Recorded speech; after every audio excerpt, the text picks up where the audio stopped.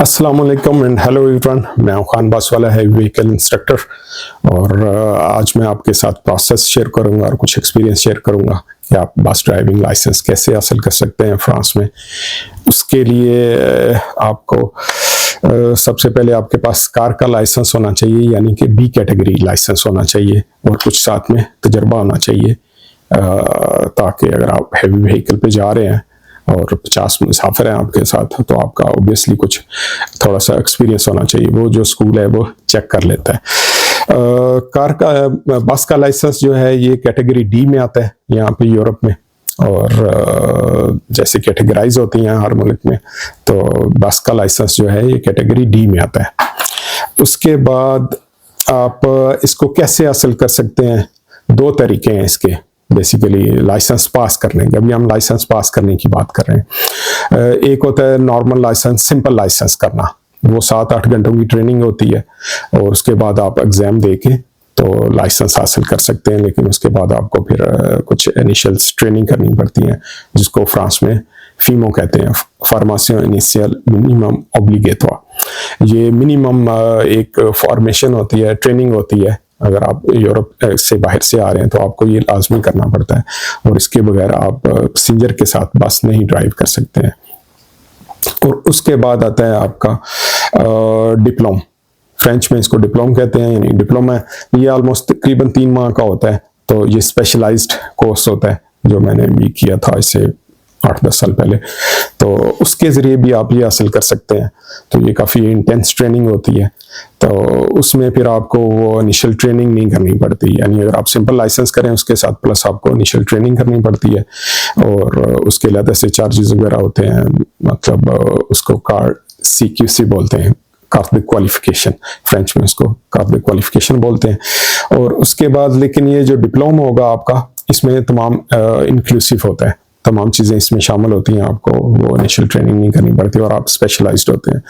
और उसके बाद आपको कुछ कंपनीज हैं वो रिक्वायर्ड करती हैं कि जी आप स्पेशलिस्ट हो, यानी आपके पास डिप्लोमा हो, ना कि सिर्फ सिंपल लाइसेंस हो।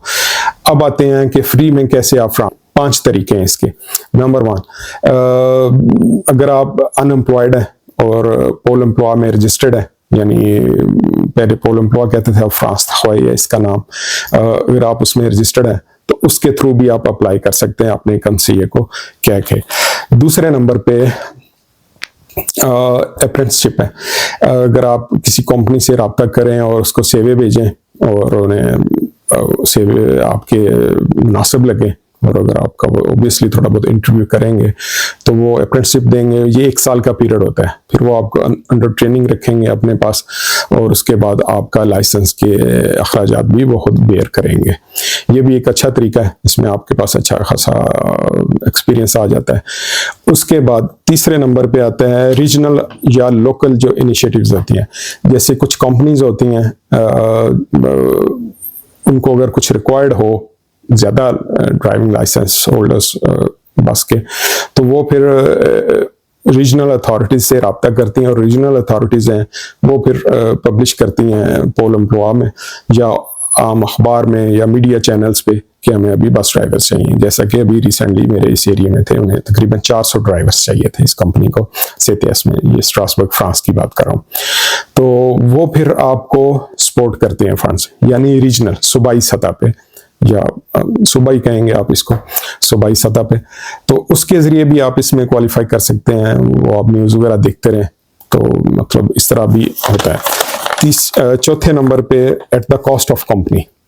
At the cost of company ये है कि जैसे अप्रेंटिसशिप था वो मैंने बताया था, उसको अपॉन्ती बोलते हैं यहाँ पे।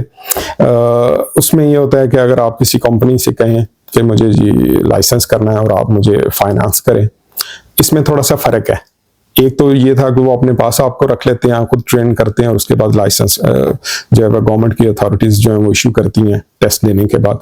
इसमें ये होता है कि वो सिर्फ आपको सिर्फ पैसे दे देते हैं अगर आप के सेवे में वो इंटरेस्टेड हैं, और अगर आप देखें कि आप जेन्युइन कैंडिडेट हैं और मतलब उन्हें लगे कि आप बाकी भागने वाले घोड़े हैं, तो वो फिर आपको फाइनेंस कर देती हैं।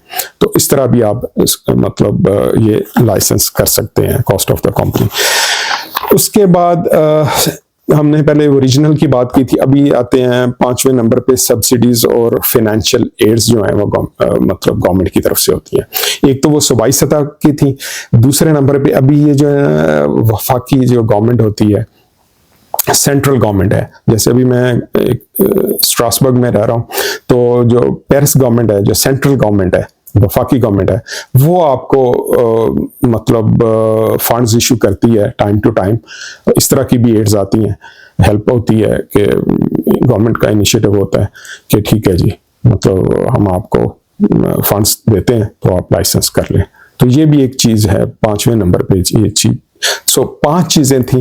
तो अगर आप जेन्युइन कैंडिडेट हैं और अगर आप करना चाहते हैं तो फिर कोई ऐसा मुश्किल नहीं है। फिनांस के लिहाज से हम आज बात कर रहे हैं, तो उसमें कोई ऐसा मुश्किल इसमें नहीं है और आप कर सकते हैं। इस वक्त फ्रांस और यूरोप में बस ड्राइवर्स की डिमांड है, ठीक है जी। जर्मनी में, फ्रांस में, अभी जर्मनी वाले तो बाहर से, अफ्रीका से भी बस ड्राइवर्स मंगवा रहे हैं और इनको फिर यहाँ पे ट्रेनिंग देंगे और उसके बाद इस तरह का है। तो अगर आप फ्रांस में हैं तो या बाहर से भी आ रहे हैं और प्लान बना रहे हैं, जैसे कि वीज़ा वगैरह का बड़ा होता है कि जी चलें जी दूसरे मुल्क में, यूरोप में चलते हैं वीज़ा लेके, तो आगे का प्लान मैं आपको बता रहा हूँ कि अगर आप ये कर लेते हैं तो इट्स वेरी गुड। और इसकी सैलरी जो है ये फ्रांस में, वैसे तो एरिया टू एरिया डिपेंड करती है, कंपनी पे भी डिपेंड करता है, लेकिन मिनिमम 2000 यूरोस होती है। यानी आज अगर 300 यूरो प्लस माइनस का हो रुपीज़ में तो ये 6 लाख बनता है। तो ये मतलब अच्छी सैलरी है, वाइट कॉलर जॉब है और आप इंजॉय करते हैं, मतलब सैर करनी है आपने कंपैरेटिवली अदर जॉब्स, अगर आपका टेस्ट है इसमें तो इट्स गुड थिंग।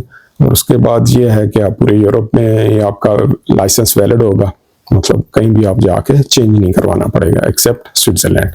उसके बाद इंटरनेशनली भी आपका ऑब्वियसली दुबई है या तकरीबन 129 कंट्रीज में फ्रेंच लाइसेंस वैलिड है, अगर आप कल को कनाडा मूव करते हैं या आगे जाते हैं। तो आज हम बात कर रहे थे इसके ऊपर कि कैसे फ्री हासिल कर सकते हैं। होपफुली आपको कुछ नॉलेज में इजाफा हुआ होगा। तो उसके बाद हम करते हैं बात कि अगर आप बाइक पे हैं और मोटरसाइकिल पे हैं, हैवी बाइक पे हैं, तो हेलमेट ज़रूर पहने। और अगर आप कार पे हैं, बस पे हैं, 4 व्हीलर्स पे हैं या बड़ी गाड़ियों पे हैं, स्पेशली बस पे हैं, तो सीट बेल्ट ज़रूर लगाएं। Drive safe, stay sound, take care. मैं खान बसवाला, मिलते हैं नेक्स्ट वीडियो में बहुत जल्द।